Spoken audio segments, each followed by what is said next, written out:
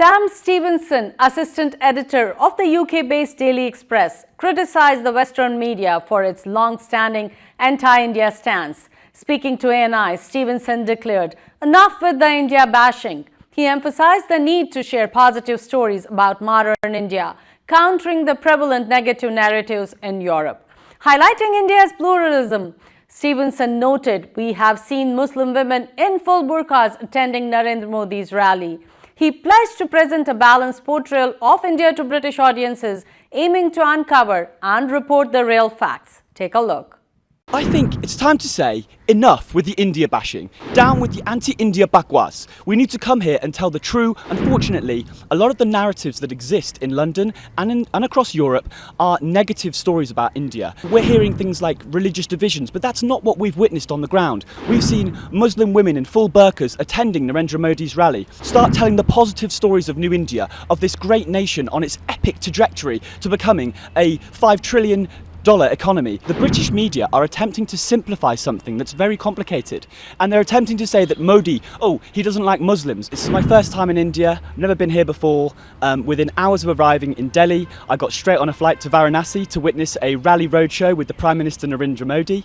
While there, we spoke to a grand spectrum of people of all ages, all professions, all religions and none, who were all communicating to us how excited they were to be getting involved in this festival of democracy.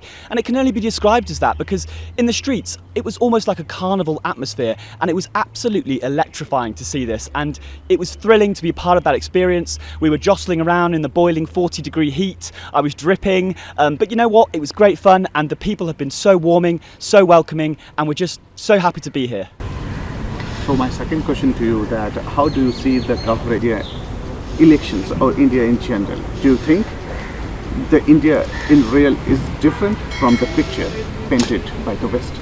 Look, I think it's time to say enough with the India bashing. Down with the anti-India bakwas. We need to come here and tell the true, positive stories of New India. On the ground, reporting, we're seeing it with our own eyes. Unfortunately, a lot of the narratives that exist in London and across Europe are negative stories about India.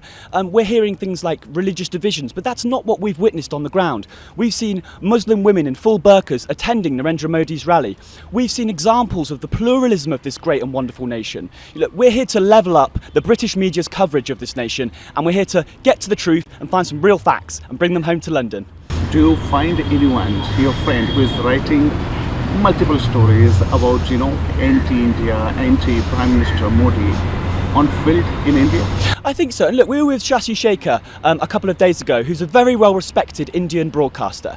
And he said to us that he believes a lot of these stories are generated to create almost outrage bait. So we're trying to get people to engage with our content, but it's a negative content. And I think, do you know what? It's time to start telling the positive stories of New India, of this great nation on its epic trajectory to becoming a $5 trillion economy in the future. And look, there's loads and loads of positive stories that we can be telling from India, and that's what we're here to do.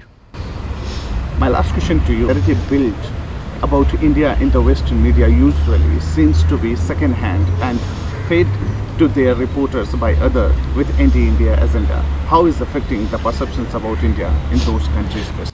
Unfortunately, the perceptions of India across Europe and the West are not good. And this is because we are being fed negative stories from the press. And it's a shame, because actually people need to come here, see it with their own eyes, live it, breathe it, meet the people, speak to people on the ground, and you will be seeing that, New India, global Britain, we can be a force for good. Together, we have shared culture, shared language, shared heritage and shared history. The future, it's in our hands. Look, what's happening is the British media are attempting to simplify something that's very complicated. And they're attempting to say that Modi, he doesn't like Muslims. But it's not as simple as that, because we're talking about specific illegal immigrants coming from places like Bangladesh and Myanmar, okay? But they're tarring him with one brush. They're saying Modi is anti-Islam. But actually, when you get out there, when you get on the ground and you speak to real Muslims, when you speak to Hindus, Sikhs, and people of no faith at all, you will see that India is accepting of all cultures, all religions. And that is the absolutely fantastic thing about this place.